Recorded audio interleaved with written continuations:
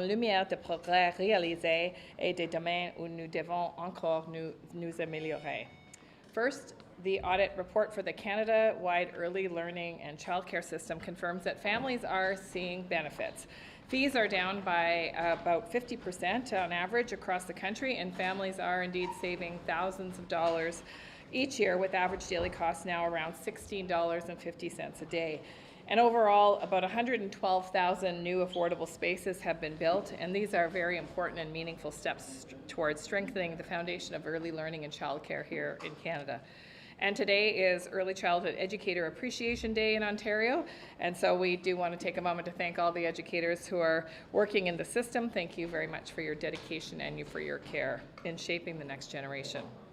Second, the Canada Revenue Agency's contact centres were reviewed, highlighting the importance of timely and accurate services that Canadians rely on. We are focused on ways to improve these services. Troisièmement, Service aux Autochtones Canada a été évalué quant à ses progrès dans la mise en œuvre de recommandations issues des précédentes audits. Nous restons engagés envers la réconciliation et la prestation de services respectueux et adaptés aux peuples autochtones. Fourth and fifth, national defense was audited on housing and recruitment, areas critical to supporting our Canadian Armed Forces members and national security. And finally, the audit on cybersecurity highlights the need for coordinated action to protect government networks and systems, and we take these findings very seriously and are strengthening our defenses. En regardant vers l'avenir, nous savons qu'il reste du travail à faire. Nous prenons la recommandation du vérificateur général très au sérieux. Mes collègues répondront aux questions spécifiques liées à chacun de leurs rapports. Nous reconnaissons également le dévouement de nos partenaires provinces, territoires, gouvernements et communautés autochtones qui travaillent avec nous pour bâtir un Canada plus fort. So in closing, thank you again to the Auditor General and her office, and we will work together to build a Canada where everybody has a fair chance to succeed, where Canadians are empowered to reach their full potential and protect our sovereignty and the people who serve it. Merci. Thank you. If I could start with Mr. Long. Sure. Good to see you, sir. Hello, everybody. The Auditor General calls out the Canada Revenue Agency for consistently poor service to real Canadians who are calling for their tax services. What is CRA going to do to fix it, and what are you as Sec State going to do with Mr. Champagne to fix it? Well, first off, thanks for the question.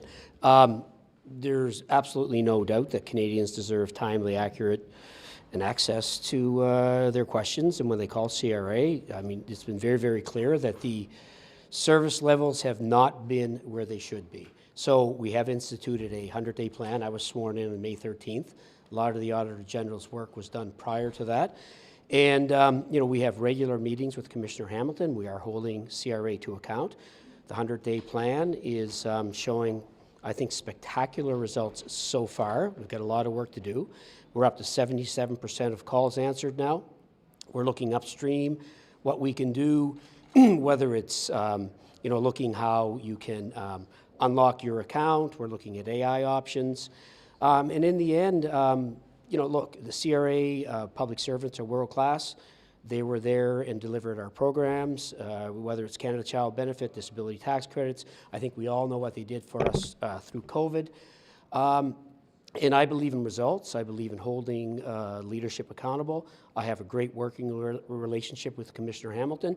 We've tasked him to do better, to be better, to come up with solutions. And again, the 100-day plan, we have 48 days left in that plan. We are making progress, and I'm pleased with where we are. That being said, we've got a long ways to go. I believe in stretch goals. Shoot for the stars. If you hit the moon, I'm going to be happy.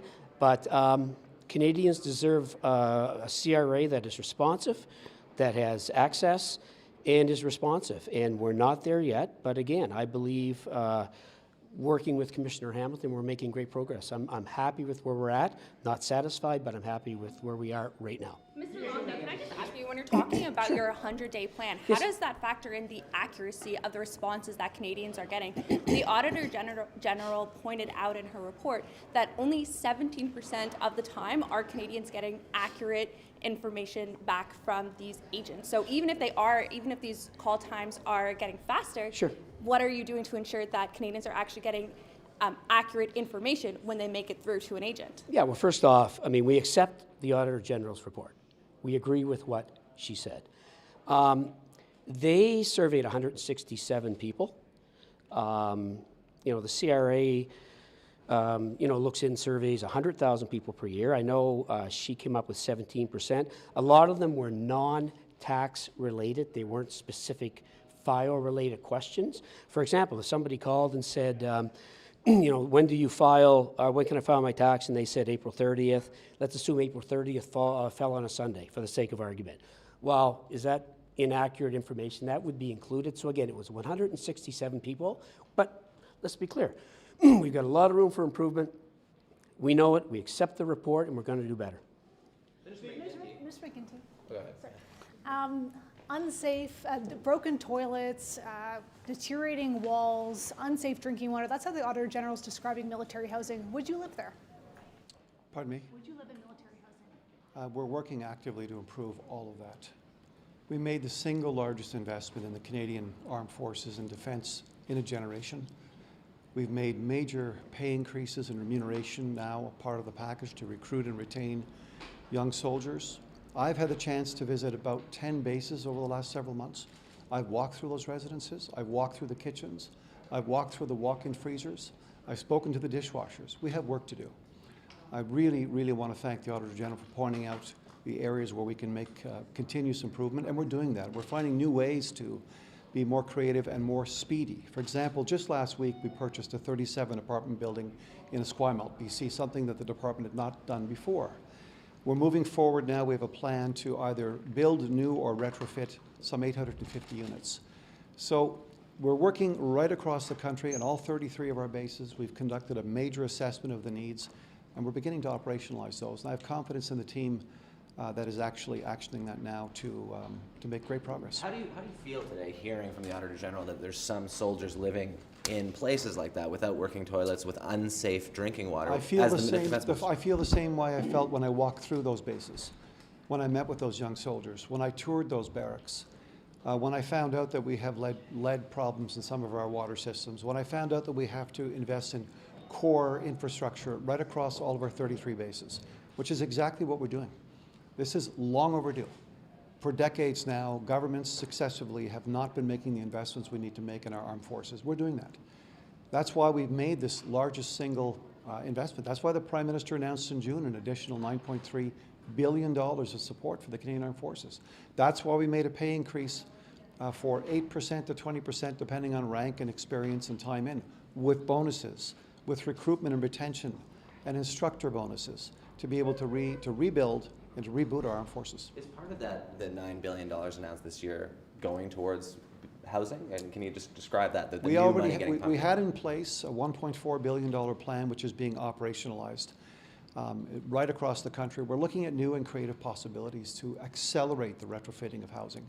We're building new housing. I was in Edmonton, at CFB Edmonton, looking at the new 27-unit building that's being built there. That's purpose-built for our soldiers. So there's a lot of progress going on. I really want to thank you for pointing this out, but we're moving. Monsieur McGinty, en français, est-ce qu'on peut vous entendre sur les problèmes de logement, des problèmes criants pour les forces armées dans le logement, problèmes de recrutement? Comment on répare ça? On commence par commençant. Et on fait le travail nécessaire qui a été, selon moi, depuis des décennies, qui a été laissé tomber par des gouvernements pluriels. Et là, on prend l'argent qu'on a investi dans nos forces armées canadiennes, et c'est la question maintenant, c'est la mise en œuvre du plan de reconstruction et de construction. Donc, on y va, il y a de l'élan, on a une bonne équipe, on change un peu la façon dont on fait ça, on cherche des façons plus créatrices. Par exemple, on a acheté un bloc appartement la semaine passée en Colombie-Britannique pour la première fois. 37 appartements. Donc, on bouge. C'est une question de revoir tout ce qu'on a dans notre inventaire, et le plan est en place. It says, though, that you're working on outdated data. Like the Auditor General is making the point that all of your plans for housing, what you're going to need, what needs to get fixed, doesn't even take into account the plan to increase recruitment. So how can you square those two things, that you're making it better when you're not even planning for the future? I would point out that the Auditor General's report ended, her period that she examined ended several months before this new government was formed. There's been a lot of work that's been going on right now to assess the inventory. We've certainly been accelerating it as we have other measures at Defence and CAF. So we now have a much better handle on what the situation is on the ground. I'll continue to be walking through bases. I mean, you know, to be honest with you, I think it drives some of the handlers on the base a little crazy because I want to see the real situation here. We know that we have to invest in the women and men of the Canadian Armed Forces if we want to recruit them and we want to retain them. And we know that the better the conditions of living, not just housing, but childcare and dental and medical, things that we're investing in, the higher performing they are. We want a high performing military. We have one. We're getting there. Thank you. I don't want to. Maybe Minister Galmassy. Minister, I'm pretty sure I have asked your predecessor this in every report that's come out from the AG. It's always that the department is failing. Why should First Nations be accepting substandard services compared to the rest of Canadians? Thank you. Thank you for the question. Really appreciate it. We welcome the Auditor General's report. I think it does speak to two things, you know, that there is that need to continue making that progress. 149 water advisories were lifted in the past 10 years. It also, for me, confirms something that's really, really important that maybe Canadians are not aware of. I've heard many messages from across this country, not just from First Nations, but Canadians, of the importance of really looking at water, looking at the service that we offer. And I believe that it is critical for people to really know and understand that at ISK, we're innovating. We are the department that works with our partners. We co-develop with them. This is where our greatest successes lie. That's what the Auditor General's report also reaffirms for me. That when you work with community, when you use First Nations knowledge, when you co-collect data with them, when you co-develop policy and funding, that's where you earn your greatest successes. So there are some things in the report, you know, that are a guidepost for us. We're going to continue working on this. It is the pathway forward. We will be responding with an action plan, of course. That's the next critical step. But I really want to highlight that this report also points to a lot of critical work at the community level. And that's where ESK is moving towards, that we want to support our partners in the places that they're in, build their capacity, commit to those work plans that we have in place, improve on service. That means that it's based in partnership. But for me, my takeaway in the report really confirms something that I know as a former leader, that I know from community, that when you work together and you really include First Nations people to participate instead of just being included, you get greater success. En français, est-ce que dans le rapport, on voit que le financement pour le Service Autochtone Canada a augmenté de 84%, presque le double en 5 ans, et il y a plein d'objectifs qui sont quand même pas rencontrés. Est-ce qu'avec le budget qui s'en vient, on devrait diminuer la part de Service Autochtone Canada? Est-ce qu'il faudrait diminuer le financement pour atteindre les mêmes résultats? La question est, pour moi, je pense que la question, c'est très important de, en premier, clarifier que l'historique du monde autochtone dans ce pays était vraiment dans une position de ne pas toujours recevoir assez de fonds pour leurs projets. Oui, pour moi, j'ai vu qu'il y a 50% du travail qui a aussi un chemin à faire. Mais c'est important de vraiment regarder aussi qu'il y a 50% du succès dans le rapport qui est basé dans un co-travail, co-développement avec les nations autochtones, les Inuits aussi. C'est vraiment quand tu rentres dans cette manière de travail, que tu travailles ensemble pour créer du policy, pour regarder les fonds, c'est là où tu vas trouver des succès. Je veux aussi donner un gros merci à tous les partenariats qui ont assisté notre ministre pour ce processus-là. Je les encourage, nous les rencontrons où ils sont, où ils veulent y aller. Ça, c'est très important aussi. Il y a des choses dans le rapport, mettons, que j'ai vu que je ne suis pas nécessairement en agrément, parce qu'une des choses que j'ai vues, c'était vraiment de créer des targets. Ce gouvernement et moi, comme ministre, je ne suis pas là d'informer les communautés où ce qui devra être. Je suis là pour travailler avec eux autres, pour comprendre où ce qui veut être et quand eux autres, ils pensent qu'il peut arriver là. That's important. Ça, c'est vraiment la chose la plus importante. Tout qui se concerne le budget, je pense qu'on va voir ça bientôt. This is not a positive report. It says your department has failed to implement more than half the recommendations from past audits going back to 2015. do you accept that your department is failing to live up to its obligations to First Nations? I accept that the Auditor General has really looked at my department with a critical lens. You know, the work that was done from her is quite extensive. I appreciate what she's done. But I'm also looking at the Auditor General with my own lens of really speaking to the points of success where, like I said before, co-development with community, policy development with community, funding with community are the pathways to really get to the goal marks. I see in the report she's asking for faster, clear, transparent approaches to achieving those goals. But there's one thing that's really important to me as a minister, that I'm also including in partnership those Indigenous voices that have to be at the table. We are one of the departments that is required to do that. It is also the right thing to do.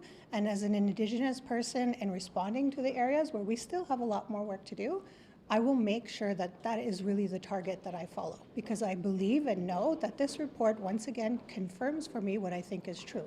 You find success when you work at the community level, you meet them in the place that they are in, you build their capacity, that you don't rush them, that you do things properly, and you really support them to ensure that they get to determine what their success is. Thank you.